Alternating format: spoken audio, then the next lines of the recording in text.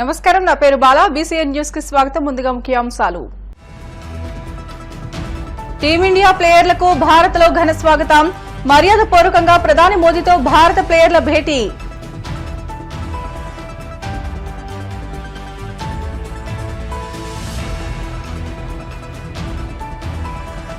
మంత్రి Nara Lokesh red book పై స్పందించిన మాజీ సీఎం జగన్, కక్ష కట్టి దాడులకు పాల్పడ్డం ఆపాలంటూ హితవు.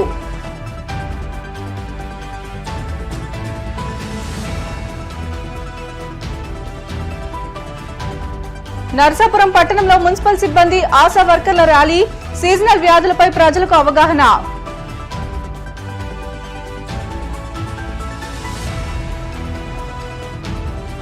పింఛన్లు ఇంటింటికి అందించిన ఘనత జగన్కే దక్కిందన్న మాజీ మంత్రి కాకాని. మంచి చేస్తే అభినందించాల్సింది పోయి విమర్శలు చేయడం సరికాదంటూ హితవు. టీ20 వరల్డ్ కప్ విజేతగా నిలిచిన భారత జట్టు 3 రోజుల తర్వాత స్వదేశం చేరుకుంది.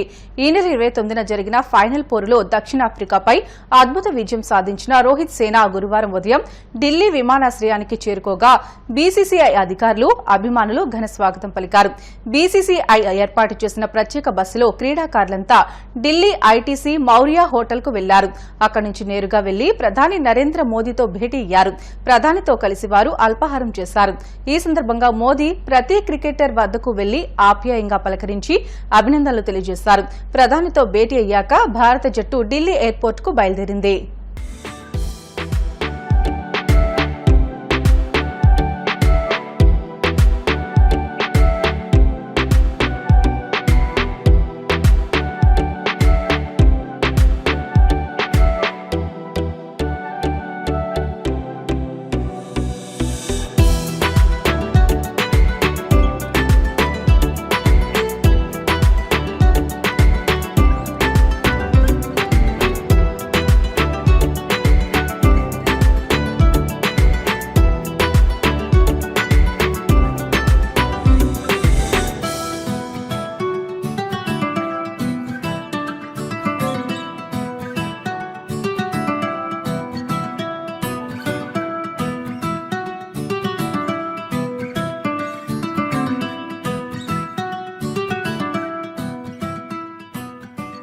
మంత్రి నారా లోకేష్ రెడ్ బుక్ పై వైసీపీ అధినేత, మాజీ సీఎం వైఎస్ జగన్మోహన్ రెడ్డి తొలిసారి స్పందించారు.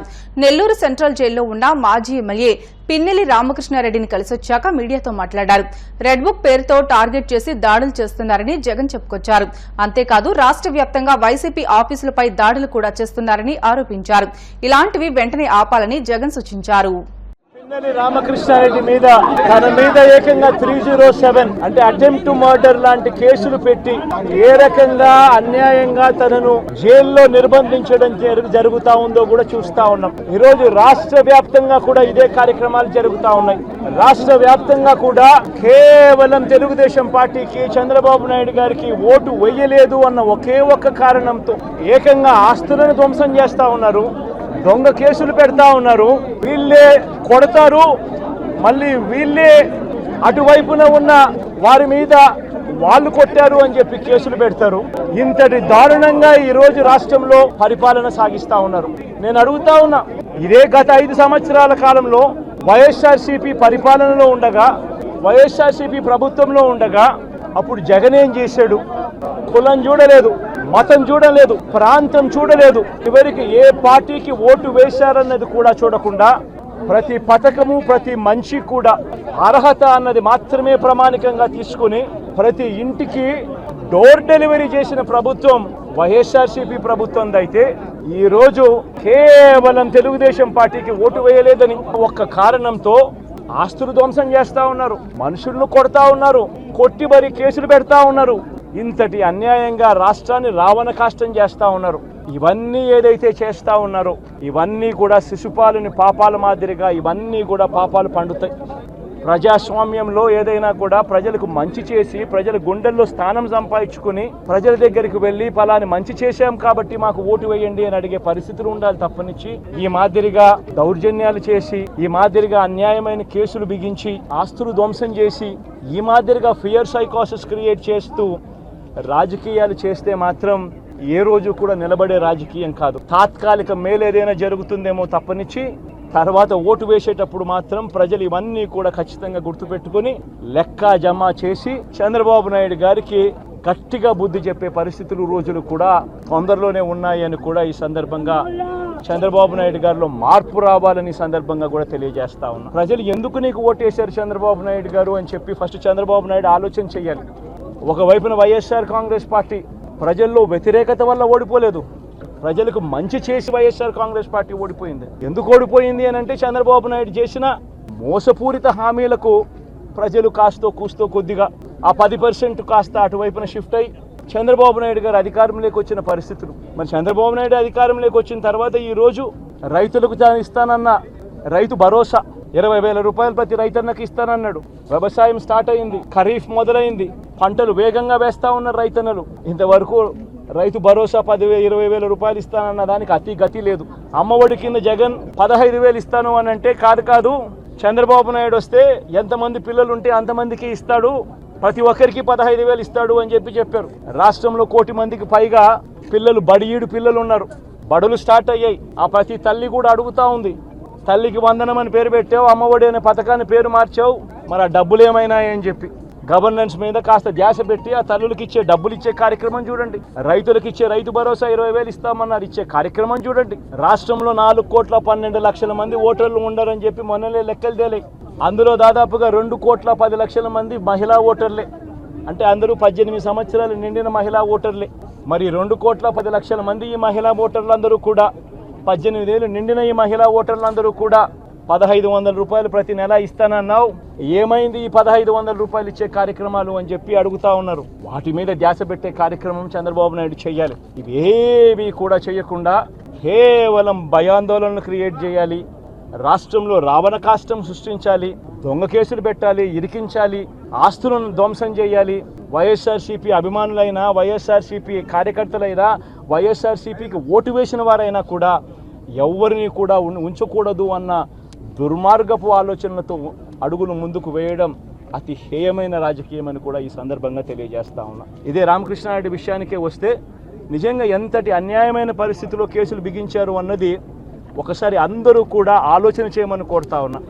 ఒక మనిషి కన్సిస్టెంట్గా 4 సార్లు ఎమ్మెల్యేగా గెలుస్తూ వస్తున్నాడు అని అంటే ఆ మనిషి మంచోడు కాబట్టి గెలుస్తూ వచ్చాడు, ఆ మనిషి మంచోడు కాబట్టి ప్రజలు ఆశీర్వదిస్తూ వచ్చారు. అటువంటి వ్యక్తిని తీసుకొని వచ్చి తప్పుడు కేసులలో ఈ మాదిరిగా బిగించడం ఎంత మటుకు ధర్మం? ఈరోజు ఈ రామకృష్ణారెడ్డి ఒక పరిస్థితే కాదు, రాష్ట్ర వ్యాప్తంగా ప్రతి గ్రామంలోనూ కూడా ఇదే కార్యక్రమాలు జరుగుతూ ఉన్నాయి. ప్రతి ఒక్కరూ కూడా వాళ్ళ స్థాయిలో రెడ్ బుక్స్ అని చెప్పి రెడ్ బుక్లు పెట్టుకొని ఉంటారు. చంద్రబాబు నాయుడు స్థాయిలో చంద్రబాబు నాయుడు ఒక రెడ్ బుక్, లోకేష్ స్థాయిలో లోకేష్ ఒక రెడ్ బుక్, ఎమ్మెల్యే స్థాయిలో ఎమ్మెల్యే ఒక రెడ్ బుక్, మండల స్థాయిలో మండల నాయకుడు ఒక రెడ్ బుక్, గ్రామ స్థాయిలో గ్రామంలో ఇంకో రెడ్ బుక్, గ్రామ స్థాయిలో ఇంకో నాయకుడు గ్రామ స్థాయిలో ఇంకో రెడ్ బుక్లలో పెట్టుకొని ఏం చేస్తూ ఉన్నారు? ఇంతటి దారుణంగా నిజంగా చేస్తూ ఉన్నారు అని అంటే ఎల్లకాలం ప్రభుత్వం మీది కాదు, ఎల్లకాలం రోజులు మీయే ఉండవు చంద్రబాబు, అది గుర్తుపెట్టుకో. మీ పాపాలు పండుతూ ఉన్నాయి వేగంగా, ప్రజలు దీన్ని క్షమించని పరిస్థితుల్లోకి వస్తారు.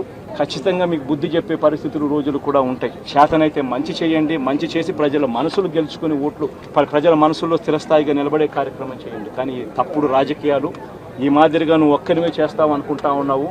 ఇదే మాదిరిగా కొనసాగితే రాష్ట్రంలో ఒక తప్పుడు సాంప్రదాయానికి నువ్వు నాంది పలుకుతా ఉన్నావు. నువ్వు వేసే ఈ తప్పుడు సాంప్రదాయం రేపొద్దున నువ్వు వేసే ఈ బీజం చెట్టు అవుతుంది. రేపొద్దున నువ్వు ఏదైతే ఇత్తుతావో అదే పండుతుంది. రేపొద్దున మళ్ళీ మీ గ్రామాలలో మీ కార్యకర్తలకు ఇదే పరిస్థితినే ఇదే మాదిరిగానే మళ్ళీ జరిగే కార్యక్రమాలు కూడా జరుగుతాయి. అటువంటి తప్పుడు సాంప్రదాయాలు దయచేసి ఇప్పటికన్నా ఆపండి. నాయకులుగా ఉన్న మనలాంటి వాళ్ళం ఇలాంటివి ప్రోత్సహించకూడదు. ఎవరు తప్పు చేసినా తప్పు అని చెప్పే కార్యక్రమం నాయకులుగా మనం చెయ్యాలి. కానీ దగ్గరుండి ఈ మాదిరిగా ప్రోత్సహించడం అతి దుర్మార్గమైన కార్యక్రమం. దయచేసి దీనికి ఫుల్ స్టాప్ పెట్టే కార్యక్రమం ఖచ్చితంగా చెయ్యండి చంద్రబాబు అని చెప్పి సందర్భంగా మరొక్కసారి చంద్రబాబును ఈసారి కోరడం లేదు, హెచ్చరిస్తున్నామని కూడా చెప్తా ఉన్నాం. ఇదే మాదిరిగా జరుగుతా పోతా ఉంటే మాత్రం ఎవరైనా కూడా ఊరుకునే కార్యక్రమం జరగదు. రియాక్షన్ అనేది ఖచ్చితంగా ఉంటుందని కూడా చంద్రబాబు నాయుడు పశ్చిమ గోదావరి జిల్లా నరసాపురం పట్టణంలో సీజనల్ వ్యాధులపై ప్రజలకు అవగాహన కల్పించేలా మున్సిపల్ సిబ్బంది ఆశా వర్కర్ల ర్యాలీ నిర్వహించారు. ముఖ్య అతిథిగా నరసాపురం ఎమ్మెల్యే బొమ్మిడి నాయకర్, సబ్ కలెక్టర్ అంబరీష్ పాల్గొన్నారు. ఈ సందర్భంగా ఎమ్మెల్యే మాట్లాడుతూ సీజనల్ వ్యాధులపై ప్రజలకు అవగాహన కల్పించేలా మున్సిపల్ సిబ్బంది, ఆశా వర్కర్లు ర్యాలీ చేపట్టడం మంచి పరిణామమని, వర్షాకాలంలో వ్యాధులు పెరిగే అవకాశం ఉంటుందని, అందుకే పరిసరాలను శుభ్రంగా ఉంచుకోవాలని అన్నారు. ముఖ్యంగా పట్టణంలోని డ్రైనేజీలను ఆధునీకరించేలా తగిన చర్యలు చేపడతామని ఎమ్మెల్యే బొమ్మిడి నాయకర్ సూచించారు. ఈ కార్యక్రమంలో నరసాపురం నియోజకవర్గ Telugu Desam party incharge Putturi Ramaraju, municipal chairperson Barre Shri Venkataramana తదితరులు పాల్గొన్నారు.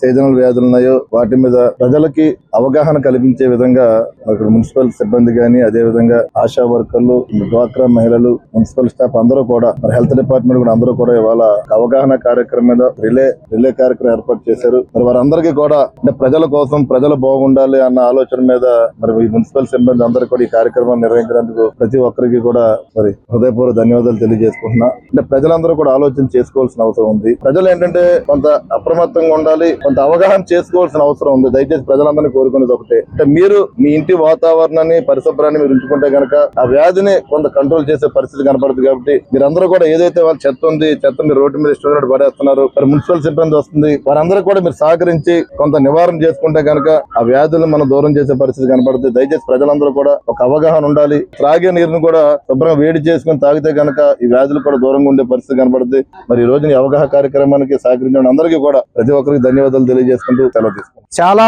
రోగాలు మనకి పరిశుభ్రత లేకపోవటం వలన, సరైన అవగాహన లేకపోవటం వలన వస్తున్నాయని చెప్పని అందరూ కూడా చెబుతూ ఉన్నారు. ఇవాళ ముఖ్యంగా దోమల వలన అనేకమైనటువంటి రోగాలు వస్తూ ఉన్నాయి. మలేరియా అని, అలాగే వైరల్ ఫీవర్స్ అని, అనేకమైన వాటికి దోమలే కారణం అని చెప్పని చెబుతా ఉన్నారు.